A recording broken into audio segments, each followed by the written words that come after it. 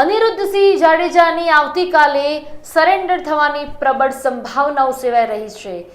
અનિરુદ્ધસિંહ જાડેજાની મુશ્કેલીઓમાં વધારો થઈ રહ્યો છે। તમને જણાવી દઈએ, આખો કિસ્સો તો તમને ખબર જ છે કે કયા પ્રકારની પરિસ્થિતિ વચ્ચે હવે અનિરુદ્ધસિંહ જાડેજાને સરેન્ડર થવું જ પડશે, એમાં કોઈ બેમત નથી। તમને જણાવી દઈએ કે 2018માં તેમને સજા માફી મળી હતી। સજા માફી કેમ મળી અને સજા કેમ મળી હતી, પહેલા પ્રશ્ન તો એ કારણ કે તેમને તત્કાલીન એ સમયના ચાલુ ધારાસભ્ય પોપટ લાખા સોરઠિયાનું સરે બજારમાં ગોળી મારીને હત્યા કરી નાખી હતી અને પછી તેમને સુપ્રીમ કોર્ટ દ્વારા આજીવન કેદની સજા ફટકારવામાં આવી હતી। આજીવન કેદની સજા એટલે જ્યાં સુધી જીવે છે ત્યાં સુધી સજા રહેશે। 2018માં તેમને સજા માફી પર છોડવામાં આવ્યા। એટલે સજા માફી પર છોડવામાં આવ્યા એટલે કહેવાય કે પોપટ લાખા સોરઠિયાના જે પૌત્ર હતા તેમને ટકોર કરી સુપ્રીમ કોર્ટને કે ભાઈ આ પ્રકારનું કેવી રીતે થઈ શકે જેને આજીવન કેદની સજા મળી છે નહીં। હાલાકી જે પિટિશન દાખલ કરવામાં આવી હતી અનિરુદ્ધસિંહ જાડેજા દ્વારા એ પણ ફગાવી દેવામાં આવી છે। અને 5 સપ્ટેમ્બરના રોજ તમને ખબર છે રાજકોટના રીબડામાં એક સભાનું આયોજન કરવામાં આવ્યું। જે પણ લોકો અનિરુદ્ધસિંહ જાડેજાના તરફેણમાં હતા, એમના સપોર્ટમાં સમર્થનમાં હતા, એ બધા જ લોકો રાજકોટના એ રીબડામાં એકઠા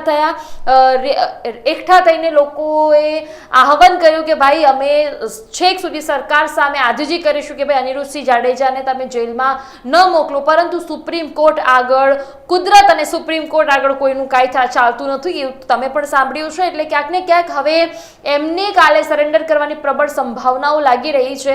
હાલાકી તમને પણ જણાવી દઈએ કે 18 તારીખે સરેન્ડર કરવાનો સુપ્રીમ કોર્ટનો આદેશ હતો। 18 તારીખે સરેન્ડર કરવું જ પડશે અને નહીં કરે તો પછી દંડાત્મક કાર્યવાહી જે છે તે થવાની છે।